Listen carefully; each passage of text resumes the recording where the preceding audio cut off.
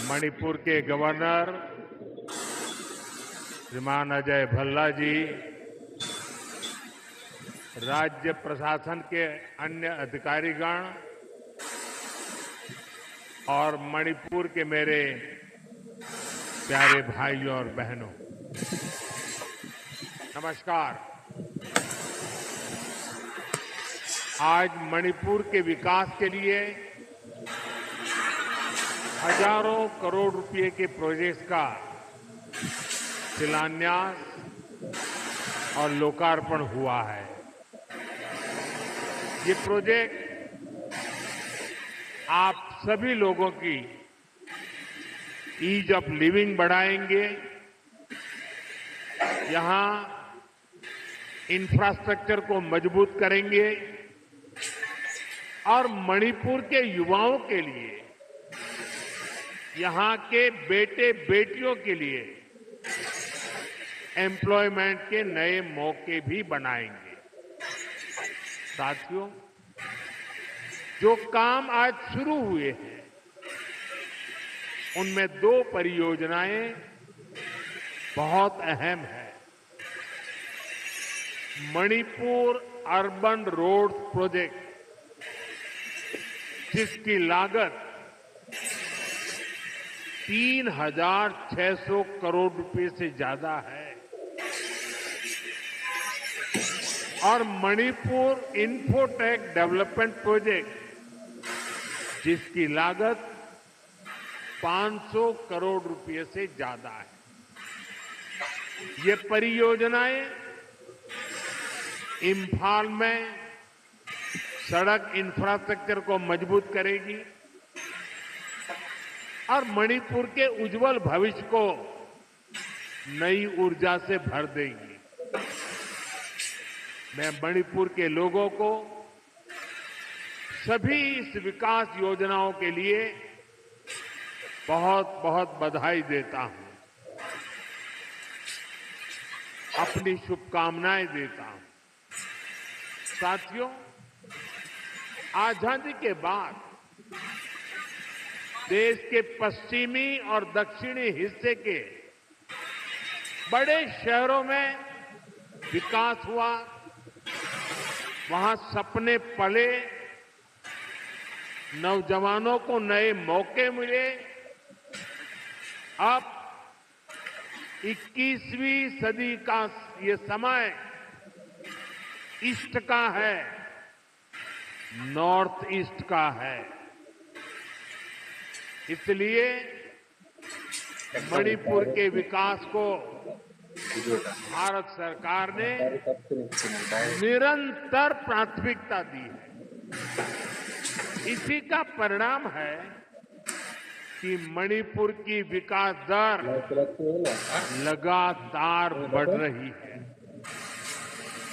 2014 से पहले मणिपुर की विकास दर 1% से भी कम थी, 1% भी नहीं थी। अब मणिपुर पहले से कई गुना तेजी से आगे बढ़ रहा है। मणिपुर में इंफ्रास्ट्रक्चर निर्माण का नया दौर शुरू हुआ है। मुझे संतोष है, मणिपुर में सड़कें बनाने की, नेशनल हाईवे बनाने की रफ्तार भी कई गुना बढ़ी है। यहां गांव-गांव तक सड़कें पहुंचाने के लिए भी तेजी से काम हो रहा है। साथियों, हमारा इंफाल संभावनाओं का शहर है। मैं इंफाल शहर को भी विकसित भारत के उन शहरों के रूप में देखता हूं जो हमारे यूथ के सपनों को पूरा करेगा, देश के विकास को गति देगा। इसी सोच के साथ यहां स्मार्ट सिटी मिशन के तहत अनेक प्रोजेक्ट्स पूरे किए गए हैं। सैकड़ों करोड़ रुपए के और भी कई प्रोजेक्ट पर तेजी से काम किया जा रहा है। साथियों, इंफाल हो, मणिपुर के दूसरे इलाके हो, यहां स्टार्टअप्स के लिए, टेक्नोलॉजी आधारित उद्योगों के लिए नए मौके बन रहे हैं। आईटी स्पेशल इकोनॉमिक जोन, इससे इन संभावनाओं को बल मिलेगा। इस जोन की पहली बिल्डिंग भी ऑलरेडी बन चुकी है। मणिपुर में नई सिविल सेक्रेटेरिएट की बिल्डिंग बनाने की मांग बहुत पुरानी थी। अब ये बिल्डिंग भी तैयार है। इस नई बिल्डिंग से नागरिक देवो भव के मंत्र को और मजबूती मिलेगी। साथियों, मणिपुर के अनेक साथी कोलकाता और दिल्ली भी आते जाते रहते हैं। वहां भी कम कीमत में ठहरने की व्यवस्था हो, इसके लिए दोनों शहरों में मणिपुर भवन बनाया गया है। इन भवनों से मणिपुर की बेटियों को बहुत मदद मिलेगी और जब बच्चे वहां सकुशल होंगे तो यहां माता पिता की चिंता भी कम रहेगी। साथियों, हमारी सरकार पूरी संवेदनशीलता से आपके जीवन की मुश्किलों को कम करने का पूरा प्रयास कर रही है। मैं जानता हूं मणिपुर के कई हिस्सों में बाढ़ से भी बहुत परेशानी होती है। इस समस्या को कम करने के लिए भी सरकार कई प्रोजेक्ट पर काम कर रही है। साथियों, मणिपुर देश का वो राज्य है जहां माताएं बहनें इकोनॉमी के फोरफ्रंट में है। ईमा कैथल की परंपरा इसका बहुत बड़ा प्रमाण है। मैं नारी शक्ति को भारत के विकास की, आत्मनिर्भर भारत की भी धुरी मानता हूं। इसकी प्रेरणा हम यहां मणिपुर में देख रहे हैं। यहां हमारी सरकार बनने के बाद हमने महिलाओं के लिए स्पेशल हाट बाजार, ईमा मार्केट का निर्माण शुरू किया था। मुझे खुशी है कि आज 4 ईमा मार्केट का भी उद्घाटन किया गया है। इन ईमा मार्केट से मणिपुर की बहनों को बहुत मदद मिलेगी। साथियों, देश के हर नागरिक का जीवन आसान बनाना ये हमारा लक्ष्य है। मणिपुर ने तो वो पुराने दिन देखे हैं जब यहां सामान पहुंचाना कितना मुश्किल होता था। रोजमर्रा की चीजें सामान्य परिवारों की पहुंच से बाहर होती थी। बीते सालों में हमारी सरकार ने उन पुरानी परेशानियों से मणिपुर को बाहर निकाला है। मैं आप सभी के लिए एक और खुशखबरी लेकर आया हूं। हमारी सरकार चाहती है आपकी बचत बढ़े, आपका जीवन और आसान बने। इसलिए अब सरकार ने जीएसटी को बहुत कम कर दिया है। इससे मणिपुर वालों को डबल फायदा होगा। इससे हर रोज इस्तेमाल होने वाली अनेक चीजें जैसे साबुन, शैम्पू, हेयर ऑयल, कपड़े, जूते, ये सब सस्ती हो जाएगी। सीमेंट और घर बनाने के सामान की कीमतें भी कम होने जा रही है। सरकार ने होटलों पर खाने पीने पर भी जीएसटी को बहुत कम कर दिया है। इससे यहाँ के गेस्ट हाउस वालों को, टैक्सी ढाबे वालों को बहुत फायदा होगा। यानी यहाँ पर टूरिज्म बढ़ाने में भी मदद मिलेगी। साथियों, मणिपुर की हजारों वर्ष पुरानी समृद्ध विरासत है। यहाँ संस्कृति की जड़ें मजबूत है, गहरी है।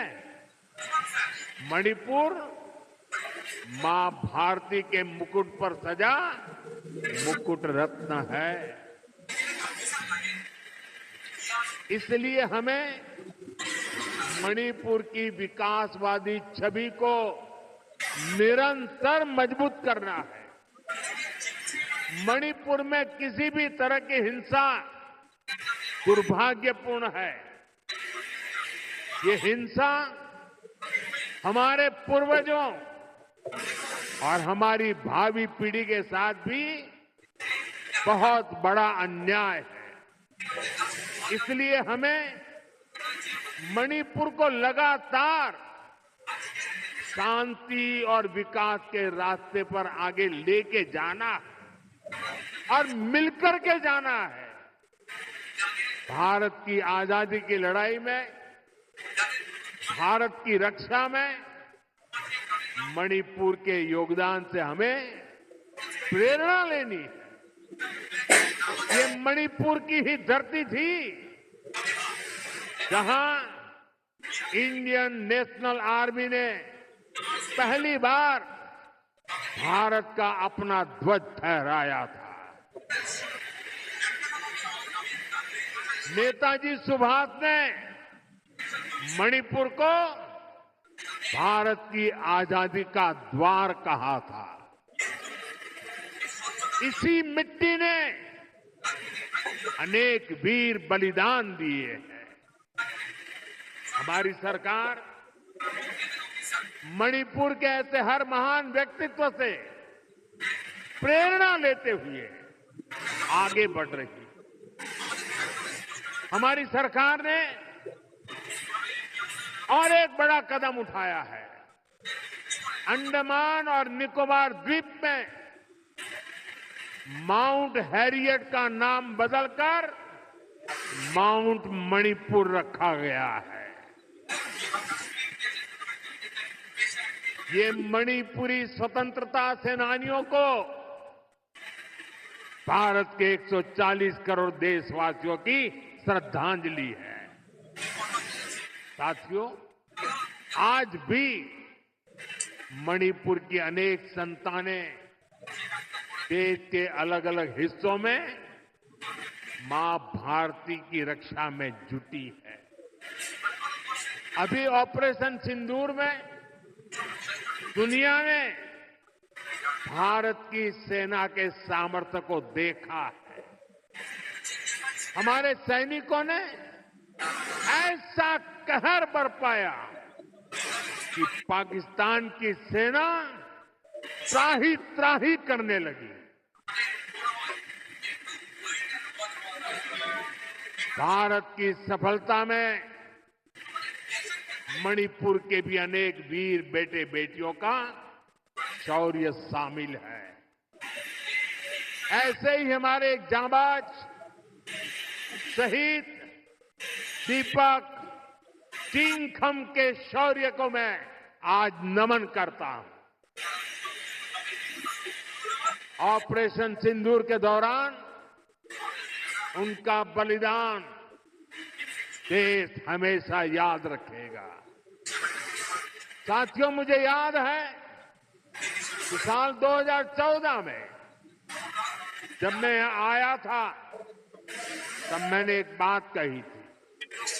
मैंने कहा था कि मणिपुरी संस्कृति के बिना भारतीय संस्कृति अधूरी है और मणिपुर के खिलाड़ियों के बिना भारत के खेल भी अधूरे हैं। मणिपुर का नौजवान तिरंगे की शान के लिए जी जान से जुटने वाला नौजवान है। उसकी पहचान को हमें हिंसा के काले साए में दबने नहीं देना है। साथियों, आज जब भारत ग्लोबल स्पोर्ट्स का पावर हाउस बन रहा है, तब मणिपुर के नौजवानों का दायित्व और भी अधिक है। इसलिए तो पहली नेशनल स्पोर्ट्स यूनिवर्सिटी के लिए भारत सरकार ने मणिपुर को चुना। खेलो इंडिया स्कीम और ओलंपिक पोडियम स्कीम से आज मणिपुर के अनेक खिलाड़ियों को प्रोत्साहन दिया जा रहा है। मणिपुर के युवाओं के लिए यहां आधुनिक स्पोर्ट्स इंफ्रास्ट्रक्चर भी बनाया जा रहा है। पोलो को बढ़ावा देने के लिए यहां दुनिया की सबसे ऊंची पोलो प्रतिमा के साथ मार्जिन पोलो कॉम्प्लेक्स स्थापित किया गया है। यहां के ओलंपियंस को सम्मानित करने के लिए ओलंपियन पार्क भी बनाया गया है। कुछ दिन पहले ही सरकार ने नेशनल स्पोर्ट्स पॉलिसी खेलो इंडिया नीति इसकी घोषणा की है। इससे आने वाले समय में मणिपुर के नौजवानों को बहुत अधिक फायदा मिलेगा। साथियों, मणिपुर में शांति और स्थिरता आए, यहां के लोगों के हित सुरक्षित रहे, जो कैंपों में रहने को मजबूर है उनका जीवन फिर पटरी पर आए, इसके लिए हमारी सरकार निरंतर काम कर रही है। सरकार द्वारा विस्थापितों के लिए 7,000 नए घर स्वीकृत किए गए हैं। हाल ही में केंद्र सरकार ने मणिपुर के लिए लगभग 3,000 करोड़ रुपए का विशेष पैकेज भी घोषित किया है। इसमें विस्थापितों की मदद के लिए 500 करोड़ रुपए से अधिक का प्रावधान किया गया है। जिन्होंने हिंसा की आंच सही है वो जल्द से जल्द सामान्य जीवन की तरफ लौटे, ये हमारी बहुत बड़ी प्राथमिकता है। मणिपुर पुलिस के लिए बना नया हेडक्वार्टर भी इसमें आपकी बहुत मदद करेगा।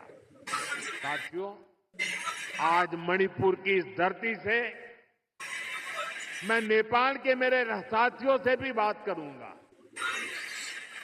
हिमालय की गोद में बसा नेपाल भारत का एक मित्र है, करीबी दोस्त है। हम साझा इतिहास से जुड़े हैं, आस्था से जुड़े हैं, साथ मिलकर आगे बढ़ रहे हैं।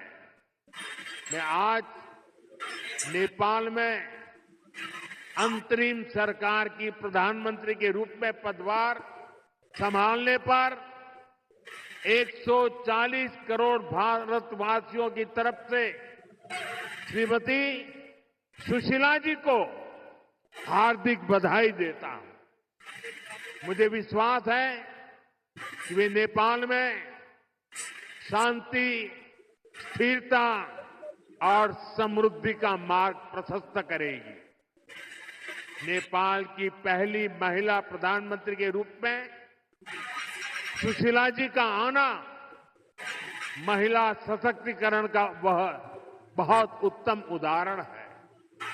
मैं आज नेपाल में ऐसे हर एक व्यक्ति की सराहना करूंगा जिसने ऐसे अस्थिरता भरे माहौल में भी लोकतांत्रिक मूल्यों को सर्वोपरि रखा।